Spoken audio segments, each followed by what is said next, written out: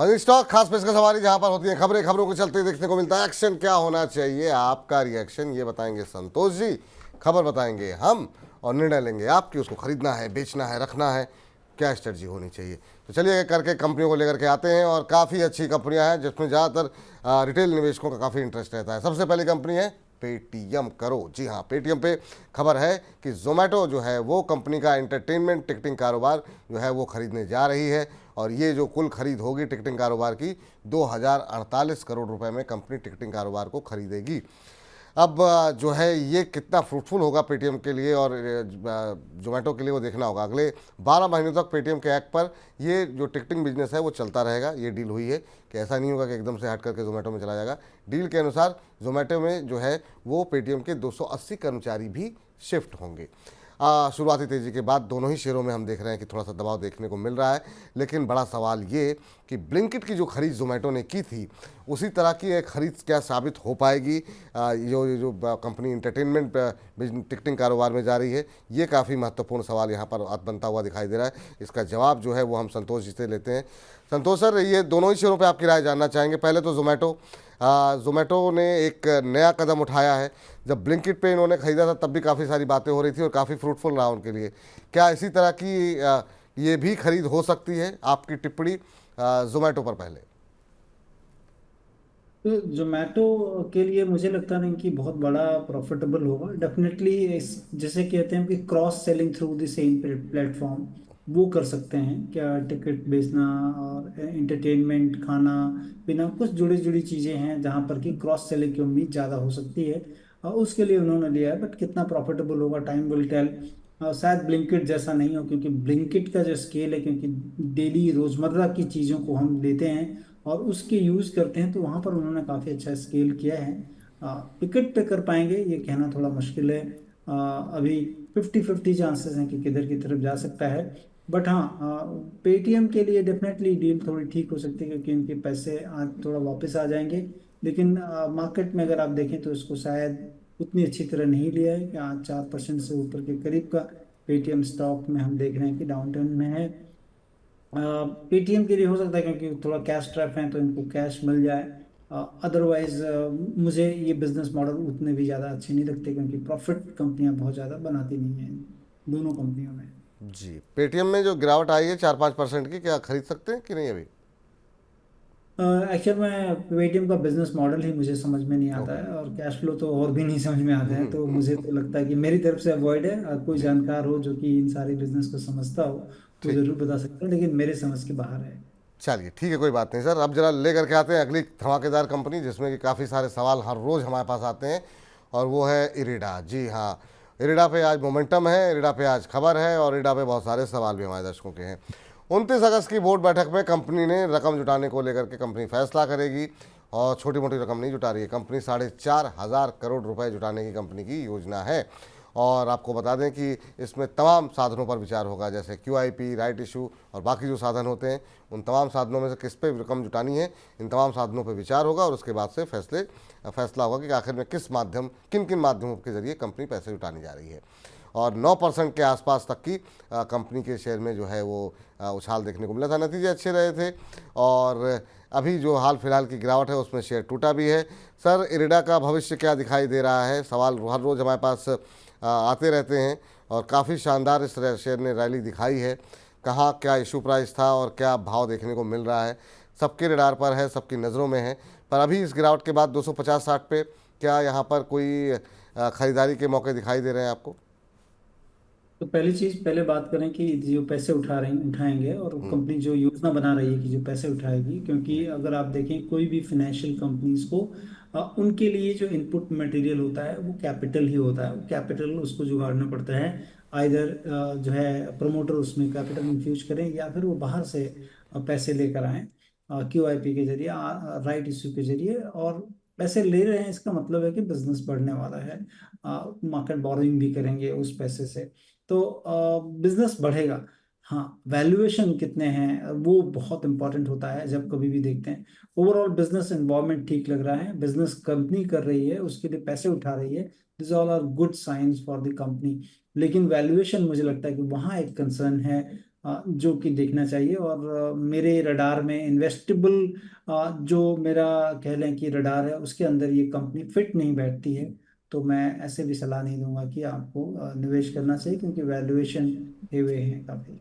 जिन्होंने ले रखा है सर कि क्या करें, वो अभी बने रहें कि निकल जाएं, लॉस बुक करें? देखिए, अगर आपके ले रखा है तो मैं कहूँगा कि 236 के नीचे का एक जो है स्टॉप लॉस बना लें, कि बाय क्लोजिंग बेसिस आप उसके नीचे क्लोज होता है तो निकलने की कोशिश करें। चलिए, तो ये सलाह आप लोगों के लिए निकल करके आती हुई रीडा को लेकर के। फ्रेश बाइंग की सलाह अभी नहीं है, लेकिन जिनके पास है उनके लिए एक स्टॉप लॉस बताया गया है, वो आप लगा करके चल सकते हैं। चलिए, अगली कंपनी जरा स्क्रीन पर लेकर के आइए और देखते हैं वहाँ पे क्या कुछ खबरें हैं और उसके चलते क्या एक्शन देखने को मिल रहा है। इंडिगो, जी हाँ। और इंडिगो पे जो है आज रफ्तार देखने को मिल रही है, क्योंकि तमाम अंतर्राष्ट्रीय जो ब्रोकिंग फर्म्स हैं ना, वो यहाँ पर जो है इस पर काफ़ी सकारात्मक और काफ़ी बुलिश रवैया अपना रही हैं। जेफरीज की बात करें तो यहाँ पर शेयर पर रेटिंग जो है वो होल्ड से बढ़ा करके इन्होंने बाई कर दी है, और ना सिर्फ बाई की है बल्कि शेयर पर लक्ष्य जो है वो 21.5% बढ़ा करके सीधे 5225 रुपये कर दिया है प्रति शेयर। इसके अलावा HSBC ने भी यहाँ पर कंपनी पर बाई रेटिंग को बरकरार रखा है, और बरकरार रखते हुए यहाँ पर लक्ष्य को बढ़ा करके 5165 रुपये यहाँ पर कर दिया है। और दो दो बड़े ब्रोकरेज हाउसेस की तरफ से ये जो है सकारात्मक रुख रखने से कम शेयर में जो है वो काफ़ी ज़्यादा मजबूती देखने को मिल रही थी। जब हमने खबर बताई थी तब हम देख रहे थे कि इसमें करीब 4% से ज़्यादा के आसपास की बढ़त देखने को मिल रही थी, अभी भी 4% ऊपर है। 4477 का स्तर देखने को मिल रहा है, और लोगों को ये लग रहा है कि सर धीरे धीरे करके एक तरीके से इनका जो है एक छत्र राज्य होता जा रहा है इंडिगो का। तो क्या इन लेवल्स पे आपको आकर्षक लग रहा है, या आपको लगता है कि नहीं अभी नहीं? तो इसको एयरलाइंस इंडस्ट्री अगर आप देखें पूरे इंडस्ट्री को, और हम लोग जब कह लें कि मैनेजमेंट में इन चीज़ों को जो है पढ़ते थे, तो उसमें जो प्रोफेसर ने हम लोग को बताया था कि जो सबसे वल्नरेबल सेक्टर है वो होता है एविएशन का। क्योंकि इसमें सबसे बड़ी चीज़ की इसमें क्रूड ऑयल के प्राइसेस में काफ़ी फ्लक्चुएशन होता है, उसका शिकार होते हैं ये। टेक्नोलॉजिकल जो है इन्वेंशन हुए या कोई टेक्नोलॉजिकल ग्लिच हुआ, उसके शिकार हो जाते हैं ये। उसके बाद इकोनॉमिक डाउनटर्न अपटर्न होता है, उसके ये शिकार होते हैं। तो मोस्ट ऑफ द फैक्टर्स जो बिजनेस को एक्सटर्नल से मिलते हैं, उसका वल्नरेबल ये सेक्टर होता है। लेकिन अगर आप देखें कुछ दिनों में, मतलब कुछ दिनों का कहने का मतलब है कि कोविड के बाद काफी लोग ट्रैवल कर रहे हैं, और जो रेलवे में ट्रैवल करते थे, जो कह लें कि उनका जो रेशियो था रेलवे टू एयर, वो काफी बड़ा चेंज हुआ है। एयर में ट्रैफिक काफी ज्यादा हुई है, जिसका कि इन लोगों को मुनाफा मिल रहा है। और लेकिन इतने वल्नरेबिलिटी काफी ज्यादा है, इसीलिए अपने पोर्टफोलियो का जब भी लगाएं थोड़े पैसे लगाएं। और जैसा कि आप ठीक कह रहे थे कि InterGlobe aviation more than 60% of the market share है। और अभी आज ही मैं एक न्यूज़ पढ़ रहा था कि अजीम प्रेम जी का जी जो फैमिली ऑफिस है, वो भी सोच रहे हैं कि किसी तरह से आकाशा एयर में, जो कि लेट मिस्टर राकेश झुंझुनवाला का जो एंडेवर था, उसके अंदर भी कुछ एक लार्ज पाई लगाएं। तो लोगों का अट्रैक्शन अब बढ़ रहा है, क्योंकि कैश फ्लो काफी अच्छे हो गए हैं।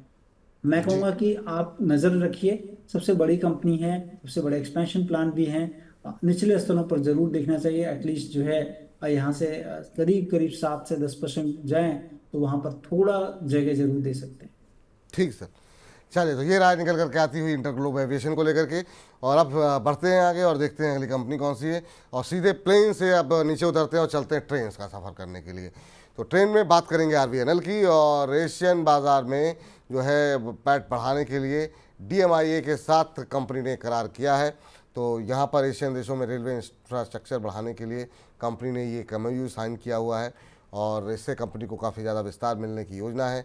और इसी के चलते आज हम देख रहे हैं करीब 1% के आसपास की तेज़ी देखने को मिल रही है RVNL के शेयर में। RVNL सर ठीक है, शुरुआती झटके काफ़ी लगे इसको जब बाज़ार टूट रहा था, लेकिन उसके बाद संभलता हुआ दिखाई दिया है ये शेयर। आपकी सलाह क्या रहेगी? रेलवे पैक में RVNL कैसा लग रहा है अभी आपको सर? देखिए, मुझे मेरे जो रडार में जो कंपनियां हैं, उसमें अगर आप देखें कि रेलवे में RVNL और IRCTC, ये दो कंपनी मुझे काफ़ी अच्छी लगती है। But valuation is again concern, काफ़ी ज़्यादा वैल्यूएशन है। ये करेक्शन आई थिंक थोड़ा और करेक्ट हो तो आपको यूटिलाइज करना चाहिए, क्योंकि given the kind of infrastructure development in railway, उसका जो है डायरेक्ट बेनिफिशियरी होगी ये कंपनी। और थोड़ा और घटे तो इसमें ज़रूर थोड़ा थोड़ा करके निवेश किया जा सकता है। कितना घटे सर, किस भाव पे लेकर, मतलब बहुत लोग सवाल पूछेंगे किस रेट पे, रेट पूछते हैं लोग हमसे, तो बताइए जरा रेट क्या होगा, किस लेवल्स पे आप कंफर्टेबल होंगे फ्रेश एंट्री के लिए। ठीक है, अभी तो हाल फिलहाल में आपको ध्यान होगा विपुल जी, हम लोग तो 300 साढ़े 300 के लेवल पे मैं कई बार कह रहा था। ओह, तो अब तो वो निकल गया लेवल, चूंकि आपको हमेशा मार्केट कंडीशंस भी देखनी पड़ेंगी कि मार्केट बिल्कुल। भी बढ़ चुका है इन द मीन वाइल। तो अब जो है अगर आप देखें 350 से लेके 650 तक की जर्नी कर चुका है। थोड़ा करेक्ट हो मतलब 500 से 450 के बीच में अगर मिलता है, I think that is good level to accumulate. 450 से 500 के बीच में खरीदारी करके चल सकते हैं आरबीएनएल में। दूसरी कंपनी कौन सी बताई थी सर आपने रेलवे में, आईआरसीटीसी?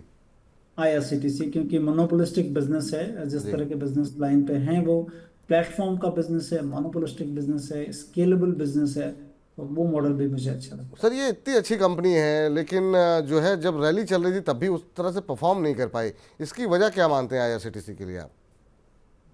तो ये आईआरसीटीसी कभी कभी क्या होता है कि मार्केट में नई चीजों को काफी तवज्जो दी जाती है और पुरानी चीजों को दरकिनार कर दिया जाता है। आप देखें कि रेलवे में जितने नए स्टॉक लिस्ट हुए, आईआरसीटीसी आई थिंक बहुत ही पुराना स्टॉक था। उसके बाद सारी कंपनियां लिस्ट हुई हैं। और आईआरसीटीसी पहले काफी चल चुका था, लिस्टिंग के बाद अगर आप देखें बहुत तेज से इसमें ऑलरेडी एक बड़ा गेन आ चुका था। अब वो कंसोलिडेशन का टाइम है। और कभी कभी लाइफ साइकिल्स में अगर आप देखें स्टॉक के, तो इस तरह की चीजें होती हैं।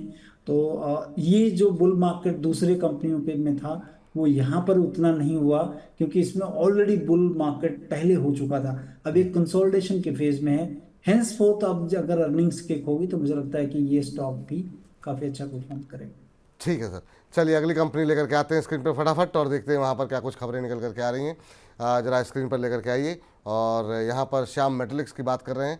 यहाँ पर सर खबर ये है कि जो इंटरनेशनल ब्रोकिंग फर्म यूबीएस है उसने कंपनी पर अब कवरेज शुरू कर दी है। ना सिर्फ कवरेज शुरू की है बल्कि बाय की रिकमेंडेशंस भी यहाँ पर दी गई है। और इसके साथ कंपनी पर जो लक्ष्य है शेयर पर, वो 57% बढ़ा करके सीधे सीधे 1200 रुपये कर दिया गया है।